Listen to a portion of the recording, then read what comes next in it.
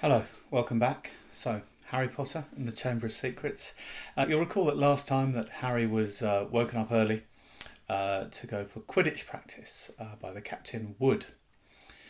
And when they got there, they practiced for a while, and then the Slytherin team turned up, and there was a bit of a confrontation.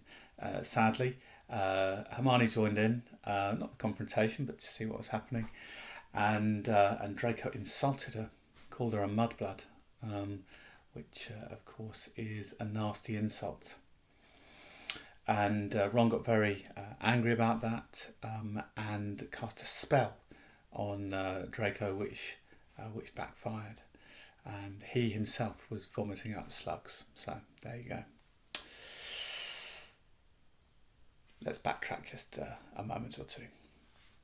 A loud bang echoed around the stadium, and a jet of green light shot out of the wrong end of Ron's wand, hitting him in the stomach and sending him reeling backwards onto the grass.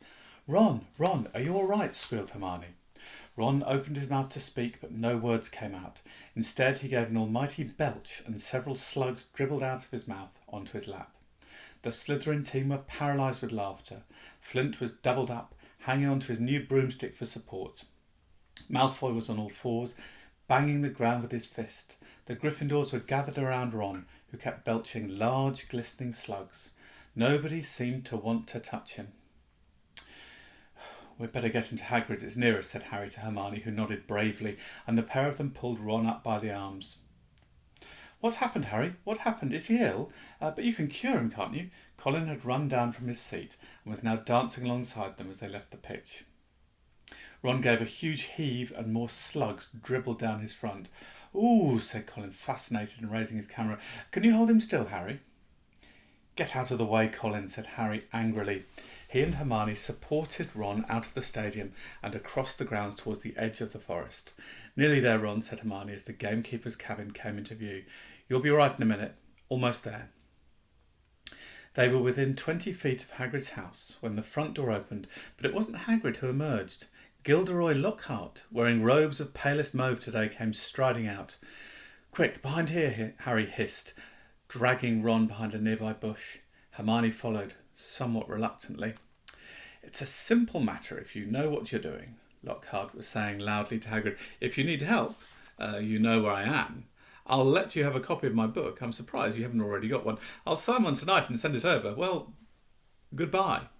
And he strode away towards the castle. Harry waited until Lockhart was out of sight, then pulled Ron out of the bush and up to Hagrid's front door. They knocked urgently. Hagrid appeared at once, looking very grumpy, but his expression brightened when he saw who it was. "I've been wondering when you'd come to see me. Come in. Thought you might have been Professor Lockhart back again." Harry and Hermione supported Ron over the threshold into the one-roomed cabin, which had an enormous bed in one corner, a fire crackling merrily in another. Hagrid didn't seem perturbed by Ron's slug problem, which Harry hastily explained as he lowered Ron into a chair. "Better out than in," he said cheerfully, plonking a large copper basin in front of him. "Get them all up, Ron." I don't think there's anything to do except wait for it to stop," said Hermione anxiously, watching Ron bend over the basin. "That's a difficult curse to work at the best of times, but with a broken wand." Hagrid was bustling around making them tea. His boarhound, Fang, was slobbering over Harry. "What did Lockhart want with you, Hagrid?" Harry asked, scratching Fang's ears. "Give me advice on getting kelpies out of well," growled Hagrid, moving a half-plucked rooster off his scrubbed table and settling down the teapot.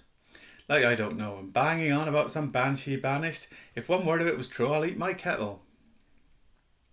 It was most unlike Hagrid to criticise a Hogwarts teacher, and Harry looked at him in surprise.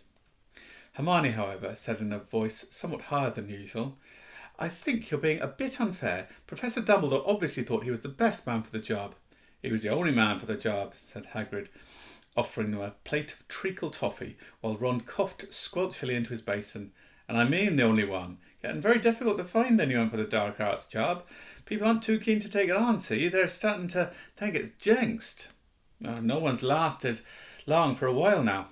So tell me," said Hagrid, jerking his head at Ron, "who was he trying to curse?" "Malfoy called Hermione something. It must have been really bad, because everyone went mad." It was bad, said Ron hoarsely, emerging over the tabletop, looking pale and sweaty. Malfoy called her Mudblood, Hagrid. Ron dived out of sight again as a fresh wave of slugs made their appearance. Hagrid looked outraged. He didn't, he growled at Hermione. He did, she said, but I don't know what it means. I could tell it was really rude, of course. It's about the most insulting thing he could think of, gasped Ron. Oh, sorry, wrong accent. Sorry about that. It's about the most insulting thing he could think of, gasped Ron, coming back up. Mudblood's a really foul name for someone who was muggle-born, non-magic parents. There are some wizards, like Malfoy's family, who think they're better than everyone else because they're what people call pureblood. He gave a small burp and a single slug fell into his outstretched hand. He threw it into the basin and continued, the rest of us know it doesn't make any difference at all. Look at Neville Longbottom. He's pureblood and he can hardly stand a cauldron the right way up. And they haven't invented a spell our Hermione can't do, said Hagrid proudly, making Hermione go a brilliant shade of magenta. It's a disgusting thing to call someone, said Ron, wiping his sweaty brow with a shaking hand. Dirty blood, see? Common blood, it's mad. Most wizards these days are half-blood anyway. If we hadn't married muggles, we'd have died out. He retched and ducked out of sight again. Well, I don't blame you for trying to curse him, Ron, said Hagrid loudly over the thuds of more slugs hitting the basin. But maybe it was a good thing your wand backfired. Expect Lucius Malfoy would have come marching up to school if you cursed his son. At least you're not in trouble. Harry would have pointed out that trouble didn't come much worse than having slugs pouring out of his mouth, but he couldn't. Hagrid's treacle toffee had cemented his jaws together. Harry, said Hagrid, suddenly, as though struck by a sudden thought, got a bone to pick with you. I've heard you've been giving out signed photos. How come I haven't got one? Furious, Harry wrenched his teeth apart. I have not been handing out signed photos, he said hotly. If Lockhart's been putting that about... But then he saw that Hagrid was laughing. I'm only joking, he said, patting Harry genially on the back and sending him face first into the table. I knew you hadn't really. I told Lockhart you didn't need to. You're more famous than him without trying. Betty didn't like that, said Harry, sitting up and rubbing his chin. Don't think he did, said Hagrid, his eyes twinkling. And then I told him I'd never read one of his books, and he decided to go. Treacle taffy, Ron? He asked. As Ron reappeared. No thanks, said Ron weakly. Better not risk it.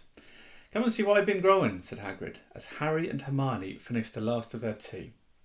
In a small vegetable patch behind Hagrid's house were a dozen of the largest pumpkins Harry had ever seen. Each was the size of a large boulder. Getting on well, aren't they? Said Hagrid happily. For the Halloween feast. Should be big enough by then. What have you been feeding them? Said Harry. Hagrid looked over his shoulder to check that they were alone. Well, I've been giving them, a bit of help. Harry noticed Hagrid's flowery pink umbrella leaning against the back wall of the cabin. Harry had had reason to believe before now that this umbrella was not all that it looked. In fact, he had the strong impression that Hagrid's old-school wand was concealed inside it. Hagrid wasn't supposed to use magic. He had been expelled from Hogwarts in his third year, but Harry had never found out why. Any mention of the matter and Hagrid would clear his throat loudly and become mysteriously deaf until the subject was changed. An engorgement charm, I suppose, said Hermione, halfway between disapproval and amusement. Well, you've done a good job on them. Well, that's what your little sister said Hagrid, nodding at Ron. Met her just yesterday. Hagrid looked sideways at Harry, his beard twitching. Said she was just looking round the grounds, but I reckon she was hoping she might run into someone else at my house. He winked at Harry. If you ask me, she wouldn't say no to a signed... Oh, shut up, said Harry. Ron snorted with laughter and the ground was sprayed with slugs. Watch it, Hagrid roared, pulling Ron away from his precious pumpkins. It was nearly lunchtime, and as Harry had only had one bit of treacle toffee since dawn, he was keen to go back to the school to eat. They said goodbye to Hagrid and walked back up to the castle, Ron hiccuping occasionally, but only bringing up 2 very small slugs. They had barely set foot in the cool entrance hall when a voice rang out. There you are. Potter, Weasley, Professor McGonagall was walking towards them looking stern. You will both do your detentions this evening. What are we doing, Professor? Said Ron, nervously suppressing a burp. You will be polishing the silver in the trophy room with Mr. Filch, said Professor McGonagall. And no magic, Weasley. Elbow grease. Ron gulped. Argus Filch, the caretaker, was loathed by every student in the school. And you, Potter, will be helping Professor Lockhart answer his fan mail, said Professor McGonagall.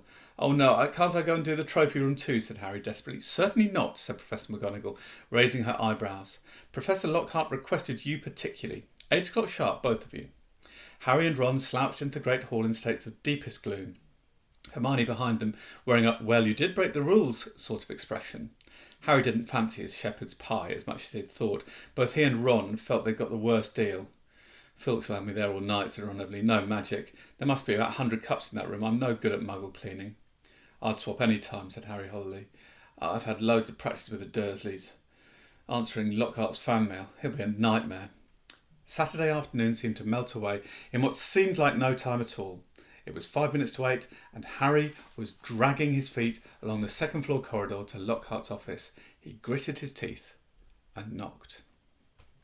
The door flew open at once. Lockhart beamed down at him. "Ah, here's the scallywag," he said. "Come in, Harry, come in." Shining brightly on the walls by the light of many candles were countless framed photographs of Lockhart. He had even signed a few of them. Another large pile lay on his desk. "You can address the envelopes," Lockhart told Harry, as though this was a huge treat. "The first one's to Gladys Gudgeon, bless her. Huge fan of mine." The minutes snailed by.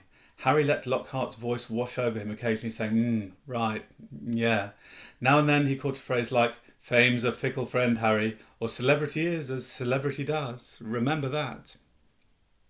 The candles burnt lower and lower, making the light dance over the many moving faces of Lockhart watching him. Harry moved his aching hand over what felt like the 1,000th envelope, writing out Veronica Smethly's address. It must be nearly time to leave, Harry thought miserably. Please let it be nearly time.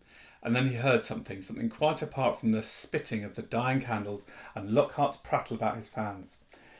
It was a voice to chill the bone marrow, a voice of breathtaking ice-cold venom. Come to me, let me rip you, let me tear you, let me kill you." Harry gave a huge jump, and a large lilac blot appeared on Veronica Smethly's street. "What?" he said loudly. "I know," said Lockhart.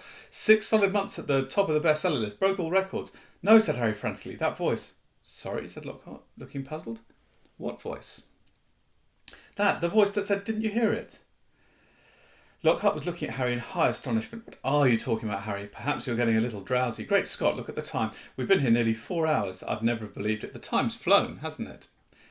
But Harry didn't answer. He was straining his ears to hear the voice again, but there was no sound now except for Lockhart telling him he mustn't expect a treat like this every time he got detention. Feeling dazed, Harry left. It was so late that the Gryffindor common room was almost empty. Harry went straight up the dormitory. Ron wasn't back yet. Harry pulled on his pyjamas, got into bed and waited. Half an hour later, Ron arrived, nursing his right arm and bringing a strong smell of polish into the darkened room. "Oh, my muscles have all seized up," he groaned, sinking onto his bed. 14 times we made me buff up that Quidditch cup before he was satisfied, and then I had another slug attack all over a special award for services to the school. Took ages to shift to slime. How was it with Lockhart? Keeping his voice so low as not to wake Neville, Dean and Seamus, Harry told Ron exactly what he'd heard. "And Lockhart said he couldn't hear it," said Ron. Harry could see him frowning in the moonlight. "Do you think he was lying? But I don't get it. Even someone invisible would have had to open the door." "I know," said Harry, lying back on his four-poster and staring at the canopy above him. "I don't get it either." End of the chapter.